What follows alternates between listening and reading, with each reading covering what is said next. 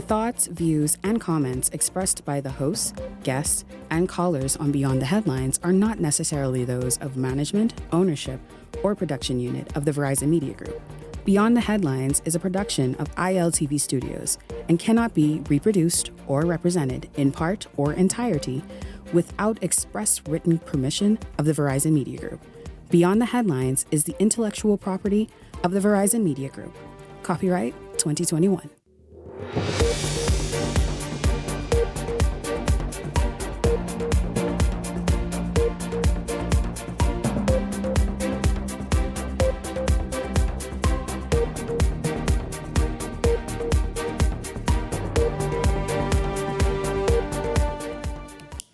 It's a video that's gone viral. A woman evicted in the middle of the night by the Ministry of Social Services, apparently just trying to get back on her feet when she's kicked out of the Social Services run shelter. Tonight, we ask, does the Department of Social Services have a heart for the Bahamian people?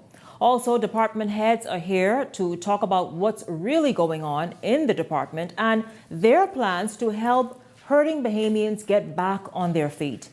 And the Royal Bahamas Police Force wrapping up a town hall meeting in Greencastle, Eleuthera at this hour, stepping into South Eleuthera to mend relationships and rebuild trust among residents. It's all straight ahead this evening. This is Beyond the Headlines. Good evening. I'm Shanique Miller. It's great to have you along this evening. Well, the live stream showing a woman with her belongings piled into a vehicle late last night after being kicked out of the Ponciana Social Services shelter stunned and angered many. Her story quickly being passed around and becoming the topic of discussion today. Managed by the Department of Social Services, the woman apparently told by the operators her stay was over and she had to leave. The woman stated several times that she had just gained employment as a teacher and didn't have sufficient savings to get an apartment and needed more time to get on her feet. Take a listen. Why are we here? What's going on? Well, I just want to... Don't put the camera on. I just point in the back. All right. Well, before I start, I just want to say thank you for the opportunity just to speak and to share my story. Right. I also just want to thank you just for showing up because I'm not sure what I would have done. Mm-hmm. Well, as you shared, life circumstances brought me to a place where I found myself here at the Ponciana. Right. And this was through social services. Mm-hmm. When I first arrived here, I was told that this is a temporary shelter. It's based on your circumstances, and every 2 weeks you would have a renewal. Right. And there was no definite time at the time when I came. So it could be 2 weeks, or depend on your circumstances, it could be longer. From the day I entered the Ponciana, my story never changed. And moving forward, that was my goal, going out there, finding a job and making that transition, finding a place and just moving forward. However, it was not according to plan. By May, I think it was May, or after April, after I arrived at the Ponciana. The Ponciana had a manager, director I should say, not a manager, who took over the Ponciana, and because of that she started to implement, I guess, changes because she was appointed to be through the government. Mm-hmm. To be there as the director. Mm-hmm. One of the things what was implemented at the time was that it would be a 3 months. Now, when I came in April, but however, when it was time for my 2 weeks renewal, which was a regular every 2 weeks, when I went to give her my renewal after getting it from social services, she shared with me that, I've been there almost 3 months, and that there was a paper that was missing from my file. So mm-hmm. She told me to go and speak with my social worker, which I did. When I arrived there, they looked at my file and they told me it was a new policy where it was but I'm told they'd heard that it's not a new policy. but for whatever reason, it wasn't implemented.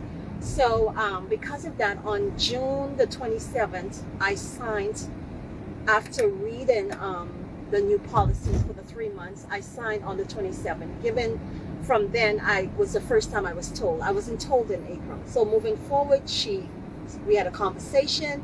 She shared with me, within 3 months, yes, I had 3 months to move forward. So I said, okay, signed, it was stamped, it was witnessed. I did nothing wrong. Later, when I, took the document to the shelter, the director said it was a mistake. So there's a snippet of that live stream last evening. Not sure what time of the evening it was, but it appeared to be late. The lady got a ride from the Ponciana shelter and was taken to a home where we understand that she is now tonight. Now, the Department of Social Services is seen as the backbone of the country, the agency that turns no one away and comes to the rescue of anyone, any Bahamian in need, whether that's temporary housing, clothing, food. And so what went wrong last night when in the middle of the night, a woman found herself on the street at the mercy of strangers? Well, we're going to find out. Welcome to Beyond the Headlines. The Permanent Secretary in the Ministry of Social Services, Fedra Raming Turnquest, and the Director of the Ponciana Shelter, Dawn Darling. Ladies, good evening to both of you. Welcome to Beyond the Headlines. It's good to have you both here. Good evening. Were you stunned at that video and what's being said? I mean, there's a lot more that was said in that. I think it may have been 30 plus minutes, I'm not sure, in total. But were you stunned at what you heard? And just what happened? How did this woman seemingly late at night on the streets of Nassau, where we know it ain't safe to walk around in the middle of the day, imagine in the middle of the night, that she found herself out on the streets? Okay. Thank you, Shanique. First of all, I think that the reaction, as most of the persons in the Bahamas, would be actually shock. You wonder why is social services appearing to be so heartless? How could we do such a thing? Mm-hmm. The fact is that we are not heartless. We have made every effort, not only in the case that you have seen played out recently on social media that you just showed, but with other persons to assist them in transitioning. Some persons have gone as far as spending up to 2 years in our facilities that are intended to be temporary shelter. Last night is a culmination, as someone said to us today, you should be embarrassed, you should be ashamed of what happened. And I said, well, you know what? This is not necessarily an embarrassment that is left. You're placing it on social services, but it is certainly an indictment on the country itself to see how we as Bahamians have degenerated to this point that we could have gotten here. What do you mean by that? Meaning that there should have been other options to step in. The state and certainly social services is intended to be a safety net when all else fails. The persons who are coming are not entitled. There is a screening process, ma'am, and there are policies guiding the operation of the shelter. In this case, there have been instances where assistance has been offered throughout the period of time of the individual there, and it just got to the point where it had to go to court. Yes, they may have gotten on their feet recently. They've had every opportunity, and we even made plans for their transition into another facility, which they rejected, not only last night, but on 2 separate occasions. So why would she be transferred to another facility? Because the policy is that the maximum time there is 3 months. At the time when she entered, there may have been some discrepancy with paperwork, of which we honored. The paperwork did not, at the 3-month period, did not evict her. We said you can stay, and we told you up to the point that you could stay. Mm-hmm. There was apparently no effort to transition from there. We suggested other interventions, as we have done with other persons staying with like what, I would like to say other interventions. I have other staff who are coming on, and I don't wish to disclose too much more than what the individual would have disclosed themselves in Well, the public arena. she said a lot. I mean, this woman ain't been working for a while. She has a master's degree, according to her, and now she's working as a teacher. She didn't disclose that, and so we can't tell you what or where she's working. But Ms. Starling, you thought in the evening, at night, late at night was the time to say, "Mom, get out"? It wasn't our decision. The magistrate said at 5 o'clock she was to leave. The person, let me not call a name, that came into the shelter came in at 4:30. And so she was supposed to have prepared all of her things prior to. She knew the fateful day was coming, the time in which she needed to be out, and she chose not to pack. She chose not to prepare herself. And so here we are, dragging on, lagging on. It could have happened during daytime, but it didn't.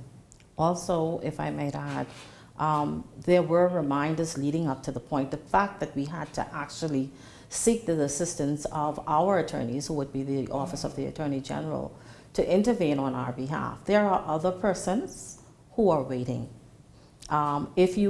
Persons who have multiple individuals in their families, single mothers with about 5 kids or more, and they're waiting. And one individual is permitted sometimes, in this case, a 6-month, I believe, or just about 7 months, I'm being told, reminded, period. And so leading up to that time, they normally would come to you, they would go over what is the exit plan. And that exit plan has shifted a bit in recent times, Shanique, because people, we realize, have to begin to be a bit more focused in terms of what they're doing. If not, you will find that they will want to sit and they will want to sit and have us pay for their lives. We get that. Ms. Starling, I want to ask you. You are the director of the Poinciana shelter run by the Department of Social Services. Where was this woman to go? Because you see, it's kind of daunting to sort of say your time here is up and we have something. She told someone who I spoke with earlier. She told that person that she was being sent to the Salvation Army. Where is there housing or something at the Salvation Army when you feel as though this is a comfortable place you're at, etc.? What I'm trying to say is how reliable, safe, secure, comfortable, even though you're depending on the state, are the next steps in the process to moving people along? Well, I mean, let's look at the Salvation worldwide, right? This is an entity that has proven itself in reference to sheltering people all over the world. But in the Bahamas, how does that work? How does it look? It looks like another plan, another step to give this person additional time in order to find some sort of permanent housing for herself. And so we have to look at the end of the day, transitioning these people, right? We have to do it in a safe manner. We have to give them the options that are available to us. Was this woman a pest? Wrong word. Was she a resident that gave you issues that it's become a court matter? Was she a resident that caused issues at the center? Is what I'm asking. To speak to that, I would have to say she was non-compliant with the department's decision along the way. This is nothing that started just last night. This started at the beginning of my tenure in May. And how since May? Since May. So her time was up since May? No, I'm saying once I came on board as the administrator of the shelter, I called her in and said, listen, we need to come up with an exit strategy, okay? This includes looking for gainful employment because at that point she had just lost her job. So a part of that was sending her out to find employment, any type of job fairs, Department of Labor. After you've secured a job, then we need to start looking at maybe applying for rental assistance in order to help you to transition smoothly. Oh, so you don't just leave someone hanging. No, you we were don't. saying once they are working, and I hope you mean at somewhere, can I help you? These little, drive through. But once they are working, you then try to put them in touch with the next department. Here's where you can move and have rental assistance. Absolutely. Now, her thing was, safety. And I know, listen again, I ain't trying to sit here and make people responsible for your life, Mom.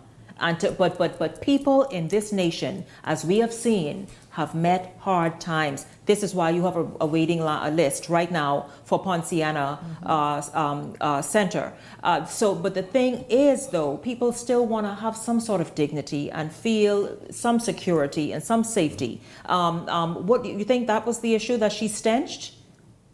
I'm not sure if it's a fear of just being homeless. I can't really speak to that. That would be the person's story narrative. But I can say, to speak to the persons that are still living at the beach or living in their cars at a police station, trying to get into our temporary shelters. We have to find a way in order to move these people out, try and assist them, help them to repair their lives, try to find programming that would help them individualize it, right? And then go on to the next persons. We have to do something that they haven't done before in order to help them make this big change. Now let's talk about something else, because in preparing for tonight's show, I spoke with some people. As I said, there was really a lot. Social services has come under fire recently for a lot, and people feel as though they've fumbled in certain areas. They've let people down. Let's just talk about reports, and you can respond to them and perhaps straighten it out and sort out and clarify what needs clarification. That there was a single mother of 4 kids who herself was evicted, and not sure where she was then sent to, but evicted from one of the social services shelters. 4 kids, then them complaining that they are almost treated like slaves in terms of having to pick up garbage around the properties and having to do a part of the cleaning, etc. Is that trying to foster some sort of responsibility, or is that saying, what is that about? And is there any truth to the fact that a mother, a single woman with 4 children, found herself out in the cold? I would have to look at the specifics on it. As far as a chore component to the shelter, we need to do that, right? Mm-hmm. This is a communal living, and so we're asking people to, hey, pitch in for the sake of cleanliness, for the sake of camaraderie. And also for obviously feeling some sort of responsibility. Absolutely. You're just in a free ride, you're not in the hotel relaxing with your feet up. Okay, also there's a question about illegal immigrants, that the Department of Social Services kicking Bahamians out and Haitians living it up. Is there any truth to that? Since my tenure, there have been only 2 persons of Haitian origin. One is a Bahamian Haitian, and the other one is a Haitian national. In both cases, those persons are no longer at the shelter. How long were they there for? One person was there for about 8 months. That's the person, there's a specific person that you might have seen in the news where she was dragging her luggage. But it took me 2 months to broker the deal, going to churches in the Haitian community to talk to pastors about, hey, what's your responsibility in this? We need your help in order to integrate her back into her culture and into her society. And so we were able to broker the deal, and she's now not in another government shelter, but in fact with her church family, living successfully. We are going to continue our conversation with the Department and Ministry of Social Services. In this segment, of course, you heard from the Permanent Secretary in the Ministry of Social Services, Phaedra Turnquest, Ramin Turnquest, and also the director of the Ponciana shelter, Miss Darling. You heard from both of them as they responded to that video that you saw and try and put some sort of, just some sense to it, really. We are focusing in on the Department of Social Services this evening. We're going to continue our conversation with some key senior officials in the ministry after this break. Stay close.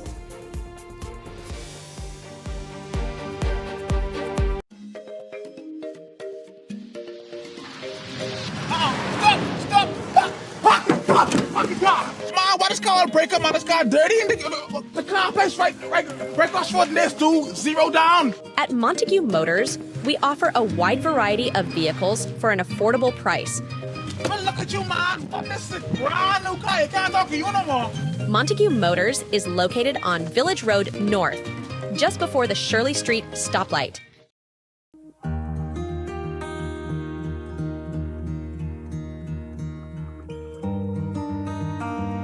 You work hard to provide for and protect the ones you love.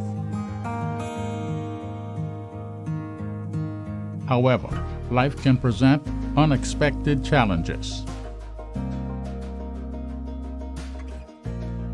Who you call in times of need matters. Insurance Management is a Bahamian-owned company that has been serving our community for over 40 years, offering a wide range of coverage for all of your personal, professional, and commercial needs. When life happens, rest easy knowing that our skilled and experienced agents are there for you in your time of need, so that you can get back to what matters most. Insurance Management. Nobody does it better. Get ready to win Lucky Bucks. Wherever you see this taxi, flag it down.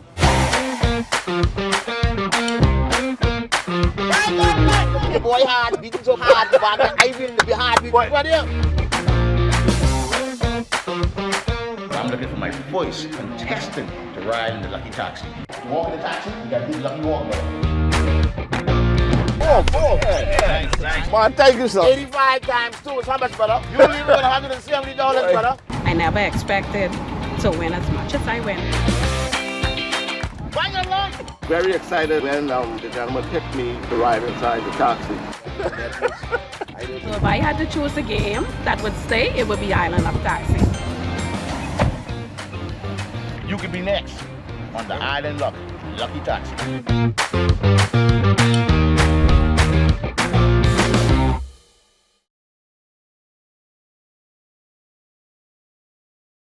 You wouldn't believe that number I just played, dropping quick 4. This 5K can come in clutch, my boy. So you ain't had the mega ball on that? You know mega ball on quick 4, my man. Oh, okay then.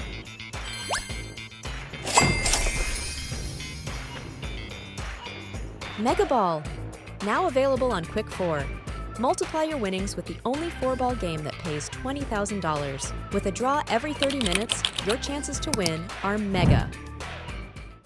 I bet you I could beat you running into this long ball. I bet you my drink will come out before yours. Well. I bet you I could hold my breath longer. Bet. Hey, wait. If it can happen, you can bet it. So why not bet with us? The Bahamas' #1 online casino, lottery, and sportsbook. We bet you won't find bigger payouts anywhere else but islandluck.com. Winners live here.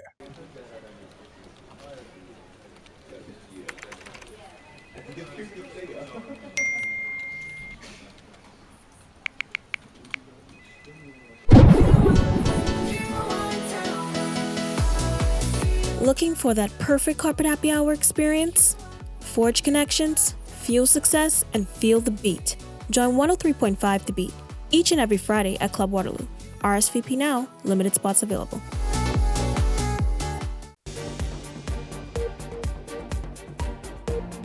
This segment of Beyond the Headlines is brought to you by EV Motors. Drive the future with brand new 2024 electric vehicles. EV Motors, powering your journey. Welcome back to Beyond the Headlines. This evening we are really talking to the Ministry and Department of Social Services after a video that many of you saw last evening and today, showing a woman being evicted from the Ponciana shelter. It is run by the Ministry of Social Services. You heard in the first segment, we had the permanent secretary in the ministry, Phaedra Turnquest, and also the director of the Ponciana shelter, Miss Darling. Her first name escapes me, Dawn Darling, at that shelter. And she talked about the fact that this has been a long sort of lead up to what we saw play out last evening. And so right now we're going to jump into this segment and talk about what is the policy. We understand this lady was given 3 months to be at the Ponciana shelter. That became, I think, 6 months. And well, just how long was she there? Let's just go there. And then also I want to talk to the department, though, about their plans to get Bahamians, and we will revisit this, you all. I see a lot of your questions coming in. I know you have a lot of questions. I will say right here and right now, I invite the ministry back because they've got to explain a lot to people. Because sometimes people feel like y'all ain't listening or hear or even understand that people actually do have needs and have met hard times. And so welcome to Beyond the Headlines, Shirley Kelly. She's the Assistant Director of Social Services, of course, with a huge portfolio. And then we have Andrea Newbold, who is the Chief Social Worker as well in the Ministry of Social Services. And so, ladies, good evening to both of you. Welcome to Beyond the Headlines. Good evening. Thank you. Good evening.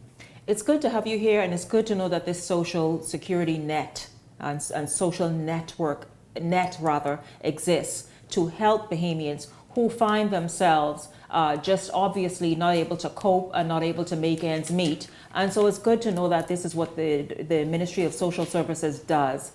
But does it really? Assistant Director?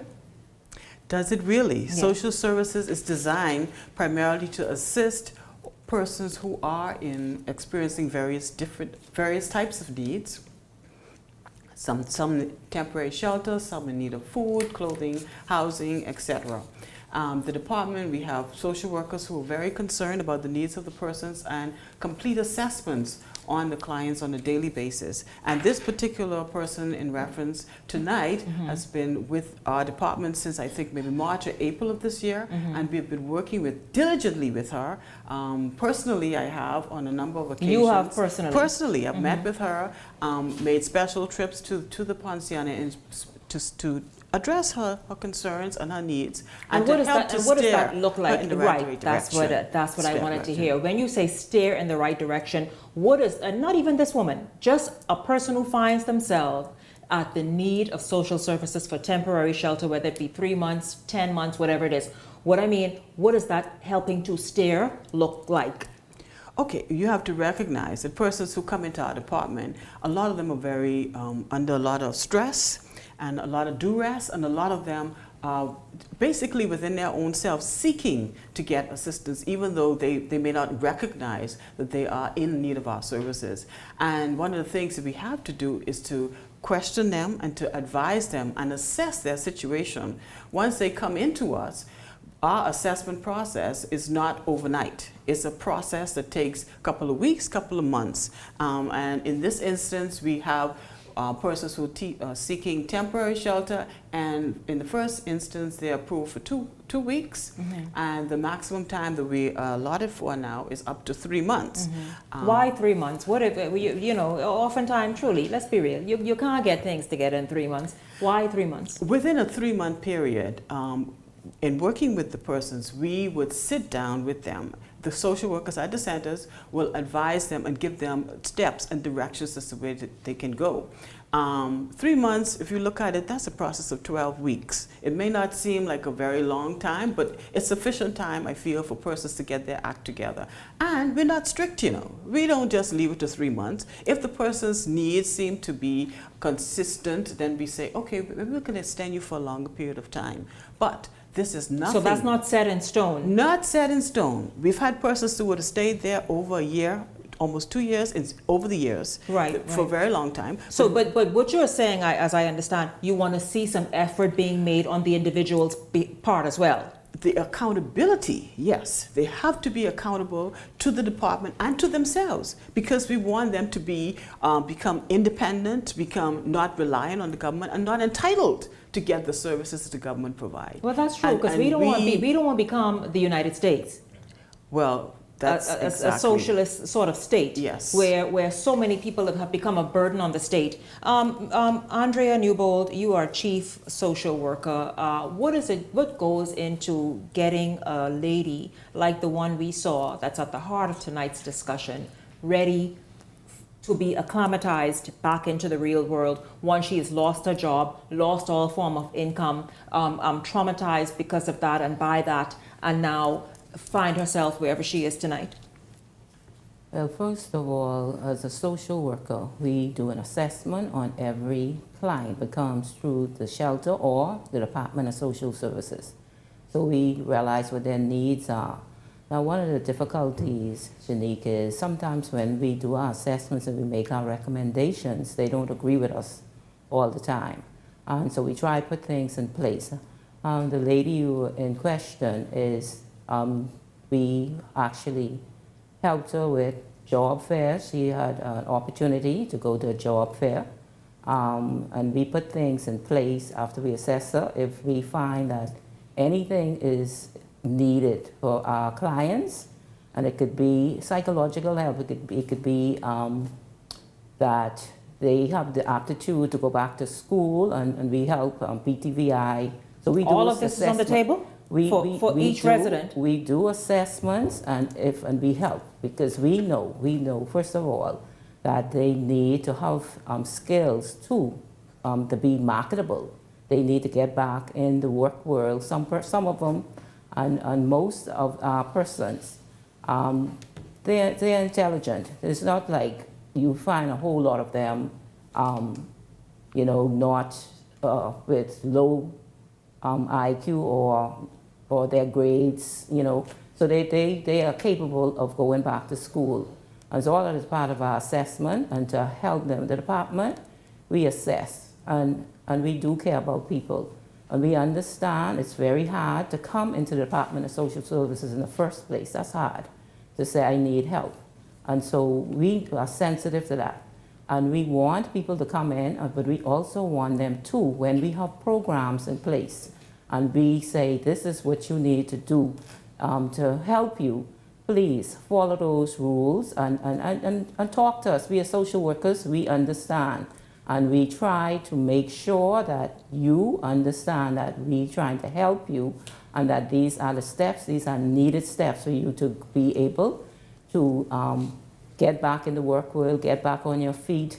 The children, school, we have to get them, they have to be in school. And that's one of the things too. In the shelters, children have to be in school. We had children who weren't in school, so what do? We go and we make sure they are registered in school. We go to the Ministry of Education, we talk with the parents first, and we always include the parents in anything we're doing with children. We don't just up and do anything with the children without the parents' knowledge. We get their consent. So it's a holistic approach to helping persons So truly get trying back. to get Bahamians back on their feet. Yes. Well, we have much more to discuss, because there are a whole heap of allegations coming forth. But let's talk about the responsibility of Bahamians who all together, and listen, I don't diminish anybody's hard time. You have an issue with the working poor, meaning people who working and collecting a salary weekly, bi-weekly, monthly, whatever it is, and finding it hard. The Prime Minister talked about the growing wealth gap. We see the inflation, we see it. But there are many Bahamians too who would sit back and just not participate in life and in building and carrying on their own lives. Here's a comment that came in. It is transitional housing for a moment. You can't stay. Some persons ask for extension, and even though they must leave for the next one to come in. Bahamians need to toughen up.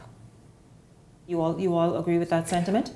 I surely do agree that Bahamians need to become more independent and to be stronger individuals. I think what has happened over the years, Shanique, I've been a social worker for quite a long time, and I've seen a breakdown in the family.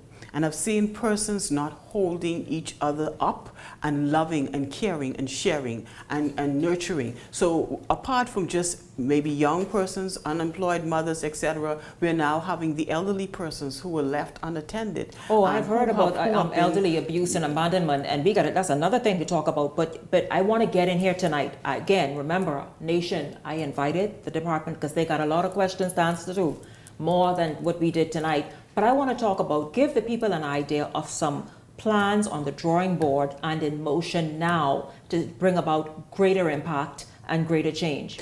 Okay, what we have planned? It's kind of restructuring of our temporary shelter program, and that persons now who are in the shelter it would be mandatory that they attend sessions, parenting sessions, sessions on employment, budgeting, sessions on self-esteem, sessions on interpersonal relationships. We found that Bahamians do not relate to each other very well. No. Rather than having a communication, they lash out and get angry and slap the child upside the head and beat the woman upside the head and throw her out the door. Mm-hmm. So we're having domestic violence victims come into our shelters also. And so this is the sessions, we're making them mandatory, and the residents who come into our shelters will have to attend these sessions. And we will refer them. We have been referring them, and this said person was also referred for further help in various areas that were identified as needs that might probably help to enhance her. But she refused. So if we're going to work with you can work with us. We work with each other. Right, she repeatedly refused. Yeah, repeatedly. So then is that not a criteria right there for being asked to leave the shelter? That is a criteria, ma'am. And guess what? They refused to leave. So that's why it became such a strong decision. It wasn't an easy decision, because I think that may have been the first time we've ever made that decision to actually engage the Attorney General's office and to have a lawyer accompany us to court. Well, you can't, I'll tell you this, you can't stand on the hard-earned money of Bahamian people and don't want to take advantage of what's being said. Now, do they get it right and do it right all the time? And I'm meaning the Social Services Department.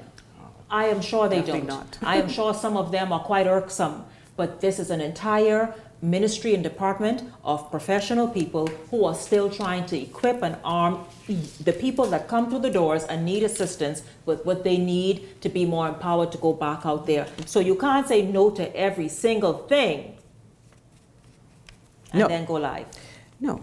And should I say to you that in 2021, 2022, we've had a number, maybe 4 or 5 shelters that operate independently of the government that we engage in their businesses. But we've had over hundreds of persons who would have passed through our shelters, and the government would have invested over $2 million in housing these persons. Okay? And so... All were Bahamian? All are Bahamian. All are Bahamian. I would venture to say that the Department of Social Services assists persons who may be non-Bahamians, but they would have to have a permanent residency, or they would have to be a citizen of our country. So when you have persons who are criticizing us, oh, we only helping the Haitians or the foreign nationals and stuff, we do help those persons who do have status to be in the Bahamas, who have citizenship or who have a permanent residence, yes. But the numbers of those persons are not as large as being said out there on a daily basis, no. How much would you say it costs to house an individual, or perhaps a year then, to run the operation of just shelters alone, roughly? Well, for one individual person, that could run you into almost $10,000. A year? Yeah. I thank you. Again, we need to go into more areas because people have any number of issues and questions and want clarification. But I thank you very much, the permanent secretary, the assistant director, the director of the Ponciana shelter, Ms. Newbold, who is the chief social worker, for coming in here tonight and addressing that video, because boy, did we thought you all kicked that woman out around 12 o'clock midnight on the streets of New Providence on her own to find her way. That was a little heartless. It looked a little cold, you know what I mean? But y'all are saying no. I wonder what time nobody could say what time it was though. But I would tell you what time it was. What time it was? It was like 11:05, but I think she eventually left the shelter. 11:05 p.m. PM. Because now, The order said she had to be out there by 5 p.m. But because of the defiant nature and the refusal to leave, even with the police, the police would have come in. How come y'all had guns on the woman? How y'all it wasn't no guns now. Y'all also had 3 officers there with machine guns. It wasn't no guns. And then no machine guns. Where was she supposed to get a vehicle to transport her? Well, like was mentioned, she would have known for months now. This would have been said to her. And also, she would have known after going before the magistrate 2 days ago that this day was coming and that time was coming. But there was no preparation on her part to actually leave. I thank you again. Once again, of course, many of the senior command in the Ministry and Department of Social Services speaking to the issue there that video raised, and a whole number of other issues and their plans, of course, for the way forward. Again, I invite the department and the ministry back and these officials so that we can hear more and get further clarification about what the policies are and how they look and the people, the profile of the people showing up and all that stuff. And we hope to do that very, very soon. Thank you once again very, very much to all of you.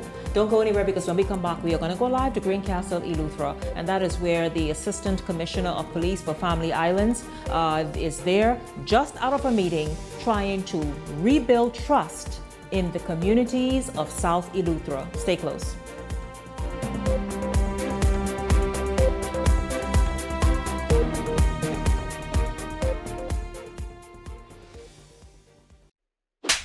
Huh? $10 deal available only at Marco's Southwest, Prince Charles Village Road, and Robinson Road. Man, let me see what this about. I'll take 20 of those, please. Hey, you good? Yeah, bro, Marcos, get this new deal. Get yourself a large one-topping pizza for only $10. $10? Yeah, thank you. You're welcome. Hey, I need 30 of them $10 carry-out pizza deal, please. Bahamas, are you ready? Keep the Vibe Alive Music Group, along with Alpha Sounds, presents the best of the best. Rake and Scrape Explosion Reloaded. This is the biggest one-day all-Bahamian concert of the year. Featuring KB, D-Mac, Abby, Mama D, Fan Shaw, Shine 242, The Falcon, and more. Mark your calendars. It's going down November the 2nd at Super Club Breezes Ground. Tickets now available at BahamasEtickets.com or both Beauty Shack location. General admission $60.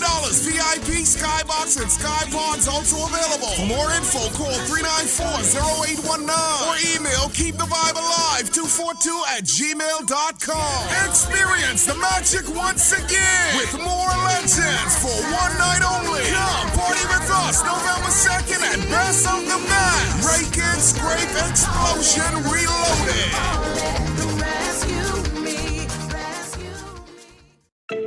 Tired of driving around from place to place just to get your car insured and licensed? Frustrated with the process of being back and forth from your insurance company to road traffic? Well, BMG Insurance Agents and Brokers just made insuring and licensing your motor vehicle as easy as 1, 2, 3. Step 1. Visit us at the Road Traffic Department, Section 1, Thomas A. Robinson Sports Stadium. At our office, you can purchase or renew your insurance or get your vehicle inspected. We at BMG Insurance Agents and Brokers represent major carriers. Step 2. See the professionals at Road Traffic to get your vehicle licensed. Step 3. Enjoy your day. Insure with BMG Insurance Agents and Brokers today, saving you time and money. Your one.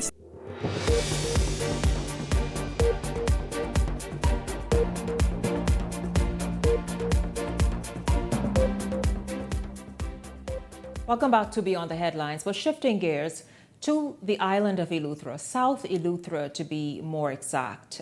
Since last evening, there have been high-level meetings among senior officers where the Assistant Commissioner of Police, Kenwood Taylor, in charge of Family Island policing, traveled to Eleuthera after claims were made that the police officers in South Eleuthera policed in a way that was, let's say, prejudiced. Let's say they were selective in how they policed.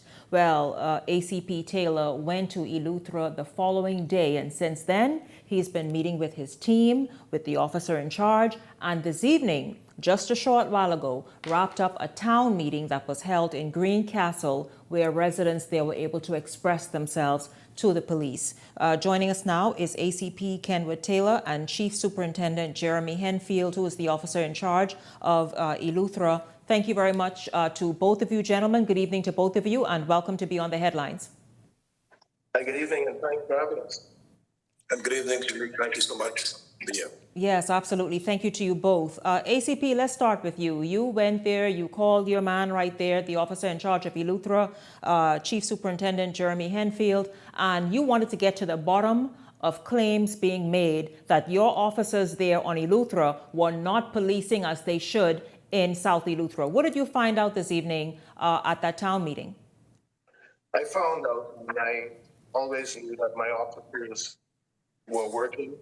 They were engaging members of the public, and we communicated with the community here in Greencastle, and there are some fixable things, and we're going to fix those.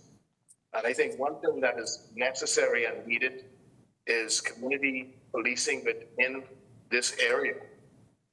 There's also a need for police presence, a station, which I would have communicated with the local government representative here. He has identified an area that I wish to communicate with the Commissioner of Police. So you were saying officers can be housed. Right. You are saying that it has been determined that for the far south, like Greencastle and those other communities that's further south, there needs to be a police presence there. Yeah, we need to step up our patrols.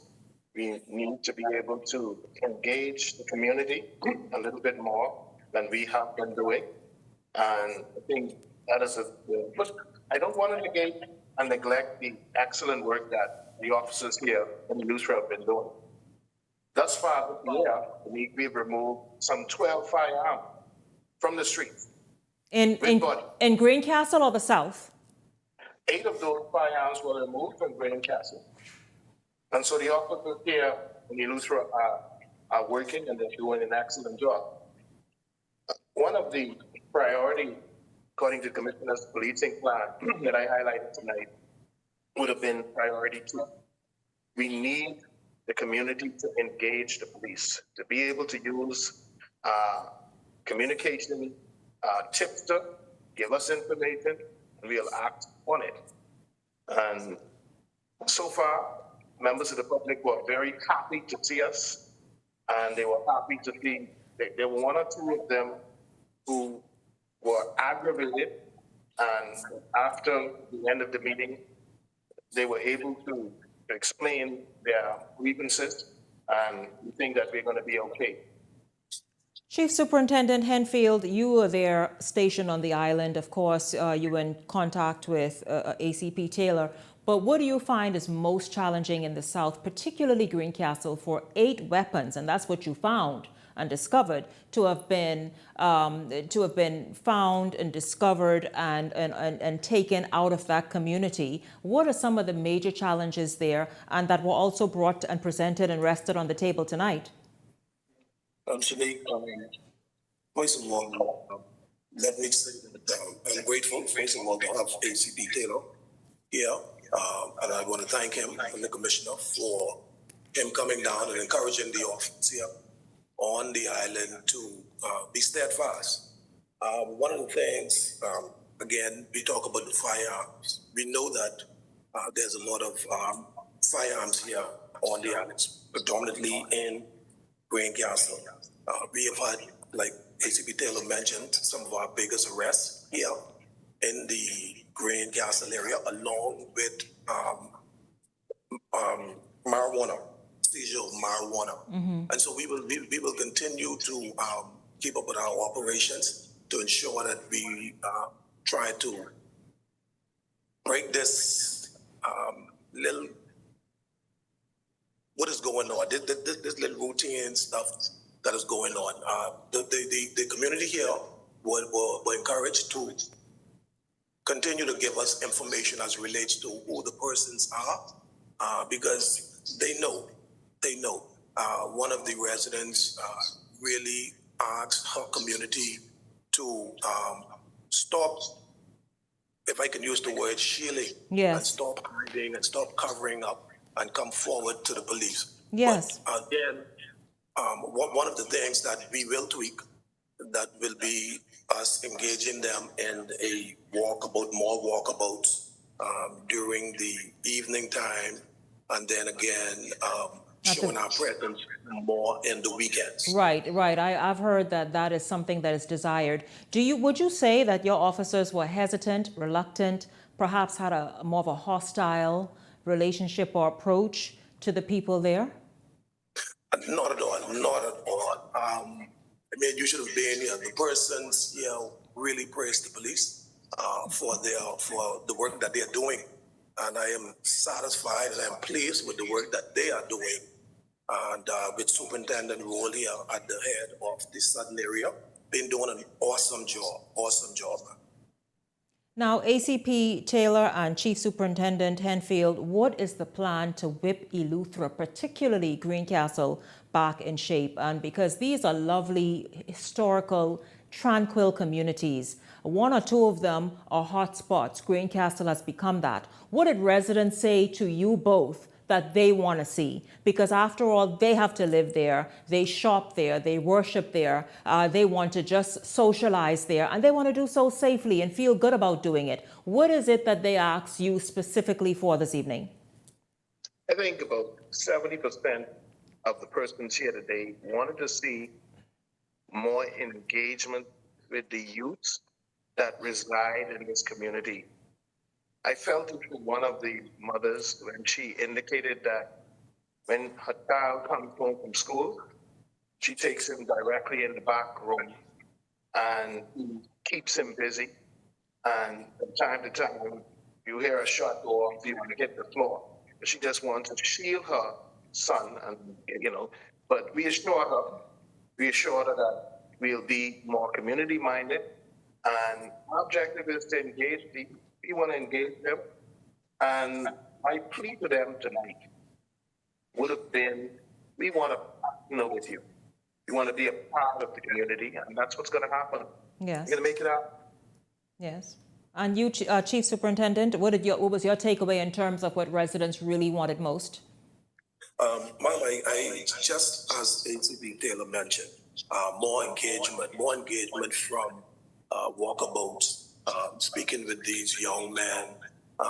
They just don't only want to see us when we are arresting one of the young men, but more kind of engaging, speaking with them, letting them know the more right way to go.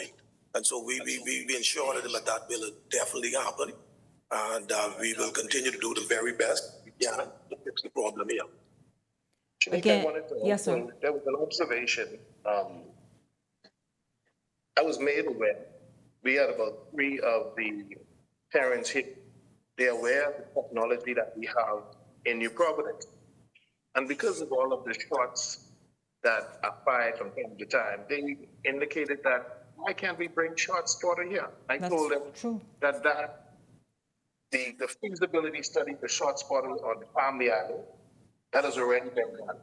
And I encourage them, letting them know that in Grand Bahama, we already have shot spotter. And so with the Family Islands, we anticipate at some time that will happen. Okay? Well, we hope it happens very soon because, Eleuthera is one of those economies, and you can attest to this, Henfield. It's booming. It's doing incredibly well. You don't want to ruin that. You don't want a few bad apples in certain areas to affect what is happening there that benefits the entire island. And so Royal Bahamas Police Force, and of course the officer in charge of Family Islands, ACP Taylor, I commend you personally, because on this show on Tuesday evening, when Father Bradley Miller spoke about what was an antagonistic relationship between police and South Eleuthera, in particular Greencastle, you jumped on that.